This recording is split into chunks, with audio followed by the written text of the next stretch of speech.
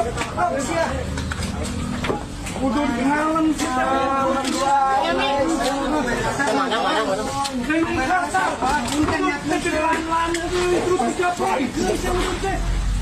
tuh belah itu tuh belah itu tuh. Tidak akan takut, kita tidak akan pernah bergeser dari tempat ini sebelum mereka bubar. Sama manusia berhati setan nanti ada akibatnya nanti. Sudah akan ditindak dong ya supaya adil dong. Itu sampai bikin kekerasan itu sama sekali tidak dibenarkan di dalam agama manapun.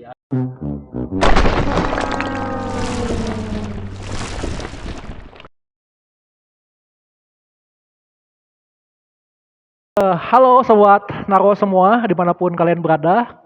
Hari ini saya Merayakan ya bersama dengan Kang Asep. Udah hampir 3 tahun kita ya nggak ngobrol-ngobrol di channel ini. Gimana Kang Asep kabarnya? baik, alhamdulillah. Alhamdulillah ya, puji Tuhan ya. Ngomong-ngomong nih, ini kita kembalinya itu malah di saat kita buka bersama gitu. Gimana nih Kang Asep pengalaman selama bulan puasa ini? Penuh nggak ini bulan puasa ini puasanya sampai sekarang? Alhamdulillah. Penuh ya? Penuh. Oke. Ada tantangan tersendiri nggak? Nggak ada ya? Penuh ya? Benar ya? Belum bolong-bolong ya? Belum bolong. Oke. Nah ini kalau boleh tahu nih, sebenarnya tuh menurut Kang Asep itu puasa itu apa sih sebenarnya? Niat. Oh niat. Jadi kalau asalkan kita punya niat puasa itu udah puasa gitu ya? Kan biasanya kan kalau kita diperintahkan di agama tertentu, misalkan di agama Islam, itu kenapa diperintahkan puasa itu kenapa? Sama Tuhan. Sama Tuhan. Itu supaya apa diperintahkan? Diampuni segala dosa-dosa. Oh, jadi supaya diampuni gitu ya. Oke. Tapi Pak Kang Asep ini ngikutin nggak sih berita yang kemarin-kemarin yang ada warung-warung digerebek gitu? Digerebek sama ormas-ormas Islam karena dia buka warungnya. Oh iya, itu kan masalahnya dia nggak menghormati lagi bulan suci. Oh, jadi digerebek gitu ya. Tapi sampai dipukulin orangnya. Nah, itu benar nggak itu kalau kayak gitu? Harusnya mah diomongin. Ngomongin aja ya. Jadi nggak usah sampai dipukulin gitu ya. Mestinya kan diomongin. Kasihan lah. Nah, itu di Garut kejadiannya kemarin. Jadi buat yang kemarin mungkin di Garut itu sudah akan ditindak dong ya supaya adil dong. Itu sampai bikin kekerasan itu sama sekali tidak dibenarkan di dalam agama mana. Kasihan dia kan cari nafkah. Nah, kenapa kasihan Sama anak istrinya. kenapa harus dirusak gitu? Ya betul. Nah, ini loh dari Sama manusia berhati setan. gitu, ya.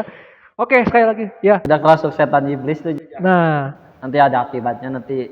dan buat sobat semua, sekali lagi saya mau katakan sebagai sesama keturunan Adam dan Hawa ya, Naro Sabda selalu bilang bahwa kita boleh diskusi, kita boleh debat soal agama, tapi jangan sampai kita menyakiti ya kan, apalagi menciderai hak-hak loh ya yang beragama, yang mau beribadah, yang puasa juga harus menghormati yang nggak puasa, bener nggak? Itu kan hak saya, misalkan saya mau nggak puasa, yang nggak puasa juga jangan seenaknya di depan yang puasa gitu. Nih Kang Asep ini kan orang yang update ini informasinya banyak ya, termasuk di Israel juga kan, kemarin ngikutin berita Israel kan waktu perang dengan Palestina, terus Rusia Ukraina ya. Jadi ini sobat semua, kali ini kita mau ngobrol-ngobrol sama Kang Asep tentang seputar isu-isu yang saat ini viral gitu ya, karena Kang Asep juga saat ini kan KTP-nya masih Islam ya, bener gak? Nah jadi saya pengen tahu gimana cara pandangnya seorang Muslim nih tentang isu-isu terkini tentang pembubaran ibadah juga tuh kemarin ada Kang Asep ya.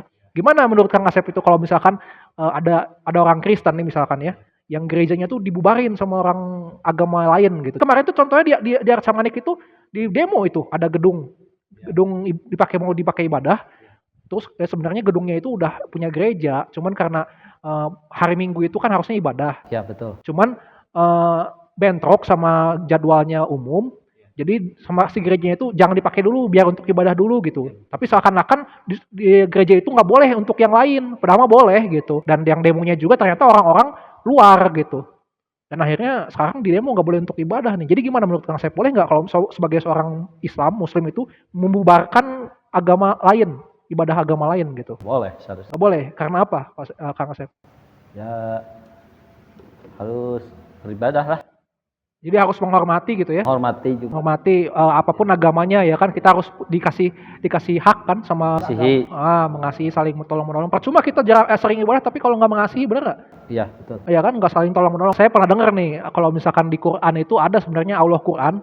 Di dalam Al-Hajj ayat ke-40 dia bilang walaulo dafwaulo annas badahum bibadin lahudimati sawami wa biya wa salawat wa masajid, ya kan, terus yuskaru fiha aspaullah, tahu nggak?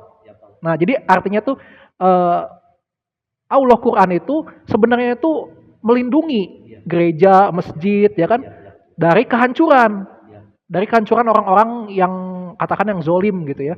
Jadi di mana ketika ada gereja, ada masjid, dibilang situ ya masjid, maupun juga biara-biara yang menyerukan nama Allah gitu ya, itu nanti katanya bahkan Allah lindungi gitu. Jadi sebenarnya kalau gereja sekarang bisa eksis kan kalau menurut agama Islam kan itu karena Allah Quran yang melindungi menurut Quran. Jadi kalau misalkan ada orang yang menghancurkan atau mengganggu gereja, berarti dia dipertanyakan.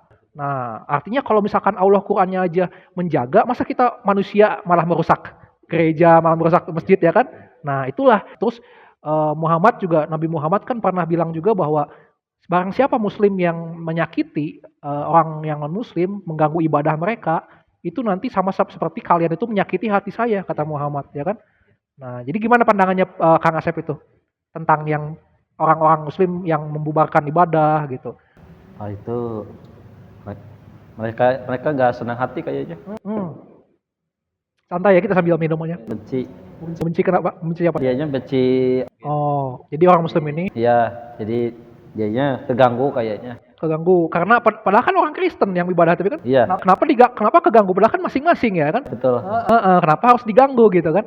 Misalkan nih kalau muslim kan ada sholat id Iya. kan kadang-kadang suka di ini ya, di RT kan suka bikin apa, sholat di jalan gitu kan. Kalau orang Kristen yang nggak mau kan bisa aja kan, jangan di sini, ini ngeganggu jalan gitu kan. Tapi kan kita mah orang Kristen diajarkan untuk mengasihi, Iya, betul. jangan mengganggu orang lain ya kan. Nah gitu maksud saya. Jadi setuju nggak Kang Asep itu kalau misalkan kita itu seharusnya saling menghargai kan? Iya, betul. Terus jangan ngapain kita harus terganggu dengan ibadah orang lain ya kan? Betul, betul. Karena ibadah yang sebenarnya itu ibadah ya ini saling tolong menolong, saling mengasihi gitu. Nah terus ada kabar-kabar apa lagi nih yang Kang Asep tahu nih seputar yang terupdate ini belakangan ini? Bobon Santoso, saya yang suka masak di YouTube, bagi-bagiin makanan biasanya. Masaknya yang gede, masaknya yang ini, yang besar-besar. Saya tahu. Nah, Bobon Santoso ini kan tadinya orang Katolik katanya sih saya lihat. Terus Dr. Richard Lee juga Katolik saya lihat kan. Nah tapi entah Katolik entah Kristen, tapi kemudian baru ini mereka masuk mualaf jadi Islam. Dari Kristen pindah ke Islam. Nah gimana Kang Asep ini kalau sebagai Kang Asep itu boleh nggak mereka tuh mengumbar apa namanya membangga-banggakan atau mengumbar-ngumbar nih saya jadi orang Islam nih, atau biasa-biasa aja atau gimana? Menurut Kang Asep? Boleh aja. Boleh aja ya, dari Kristen misalkan jadi Islam gitu kan, atau dari Islam jadi Kristen gitu kan. Tapi gimana? Apakah itu membuat kita jadi sedih? Misalkan nih Kang Asep nih ada yang Islam nih, pindah ke Kristen terus Kang Asep merasa sedih nggak? Atau biasa aja? Itu kan haknya dia. Biasa aja. Itu Dia haknya aja. dia ya? Iya, betul. Nah misalkan saya juga nih Kristen pindah ke Islam, ya kan orang Kristen juga harusnya ya udah itu kan haknya dia gitu kan. Nah tapi ini saya mau berbagi sedikit nih. Kadang-kadang ada orang Kristen yang kalau misalkan ada yang Kristen pindah ke Islam itu malah jadi mualaf kan, malah jadi sedih gitu. Buat apa ya kan? Karena di Kristen sendiri bilang memang di akhir zaman ini nanti banyak orang-orang yang murtad gitu, meninggalkan Kristus gitu, meninggalkan Tuhan Yesus. Ya, misalkan di dalam Matius 24 tuh dibilang bahwa saat menjelang akhir zaman banyak orang yang murtad. Terus Matius 22 itu perumpamaan tentang orang-orang yang diundang sama raja ya untuk ke pesta pernikahan. Terus orang-orang ini ternyata tamu-tamu undangan ini menolak dengan berbagai macam alasan. Akhirnya si raja ini malah mengundang orang-orang yang ada di jalanan yang mungkin bukan Kristen sebelumnya gitu ya. Nah tapi akhirnya karena dia menerima undangan itu dia jadi Kristen, jadi percaya Tuhan Yesus gitu. Nah dari situ kemudian didapati ada orang yang masuk ke pesta itu tapi tidak pakai pakaian pesta. Akhirnya kata raja, masukkan dia ke dalam neraka, ke dalam kegelapan yang kertak giginya. Nah artinya berarti kesimpulannya di situ ayat 20, pasal 22 itu bahwa banyak yang dipanggil tetapi sedikit yang dipilih gitu. Nah jadi orang Kristen juga banyak orang Kristen. Kan di dunia ini sekarang paling banyak loh orang Kristen. Ada sekitar 2,2 ya kalau nggak salah 2,2 miliar. Nah sedangkan orang Muslim itu 1,8 kalau nggak salah. Jadi bedanya itu 0,4 lah. Nah, prediksinya tapi nanti di 2050 Kang Asep Islam jadi nomor satu tapi jadi nyusul Kristen. Nah, tapi menurut Kang Asep kalau misalkan Islam jadi nomor satu itu membuktikan nggak Islam itu yang lebih hebat atau gimana? Membuktikan lebih hebat Islam. Oh, kalau nomor satu gitu ya. Jadi menurut jumlahnya kalau misalkan Islam paling banyak membuktikan paling hebat gitu ya. Ya, betul. Nah, kalau di Kristen itu justru memang Kristen itu bakal akan jadi sedikit nanti. Ya betul, memang Islam jadi nomor satu. Tapi bagi Kristen ya memang ternubuati yang semakin banyak justru itu yang akan dikatakan menjadi pembenci Tuhan Yesus gitu. Ini saya tidak menghakimi gitu ya. Ini kita saling menghargai aja gitu. Nah terus tentang puasa nih, kenapa Kang Asep sendiri kok yakin puasa itu bisa menghapus dosa Kang Asep? Iya, Karena apa? Kalau boleh tahu. kan udah dari sunah-sunah Rasulullah saya. Jadi kalau kita misalkan Kan banyak dosa bisa diampunin. dengan cara puasa, Muslimnya harus puasa lah. oke. Nah tetapi Kang Asep percaya nggak misalkan Tuhan sendiri juga sebenarnya bisa mengampuni ya kan? Allah Iya. sendiri bisa mengampuni dengan dirinya sendiri loh ya. Iya. Jadi bukan karena ibadah kita, Ya, tapi karena Tuhan ini mau datang ke kita lewat dengan cara dia menjadi manusia seperti kita nih, tetapi tidak berdosa. Nah, dikenal dengan namanya Yesus Kristus gitu. Atau Isa Masih kan kalau di Islam itu kan. ya sama. Nah, Ya, sama. tapi Isa Masih ini kan dibilang dikandung dari Roh Kudus, artinya dia suci.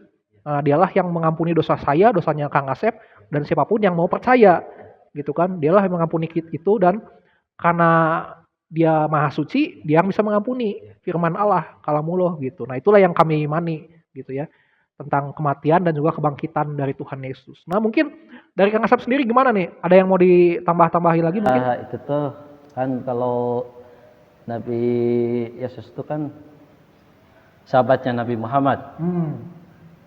Ya, kata kanjeng Rasulullah jangan membenci orang Kristen, Oke. saling menyayangi lah sesama agama. Oh, iya. Yang ngebunuh Dajjal tuh itu Yesus ya, Isa Sallallahu Alaihi Wasallam. Kalau orang Kristen kan Tuhan Yesus.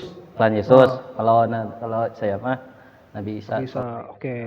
Nah, tapi nanti dia akan datang lagi kan ya? Ya, yang ngebunuh Dajjal itu dari fitnah. Ya, Berarti- orang-orang yang jolimi ke syaitan. Berarti sebenarnya kan kalau Isa Masih di Islam itu belum mati kan? Maksudnya diangkat ya kan? Diangkat ke langit ke-7. Nah, berarti nanti dia datang lagi nih. Datang lagi pas mau datang Dajjal. Nah, berarti yang jadi nabi terakhir siapa dong? Yang terakhir kali datang? Nabi Isa alaihi wasallam. Muhammad atau Isa? Muhammad yang nabi terakhir. Tapi nanti Isa Masih datang lagi kan terakhir? Iya, Nah, berarti yang jadi terakhir Isa Masih kan? Iya. Oh, nah yang itulah. ngebunuh Dajjal. Dajjal, betul. Ya. Ketika Al-Mahdi ya nanti Yesus, ya. ya. Al-Mahdi ya. Bilangnya. Nah. Oke, terima kasih Kang Asep ya. Ya, sama-sama. Ini kita bisa sama-sama ngobrol sedikit-sedikit ya.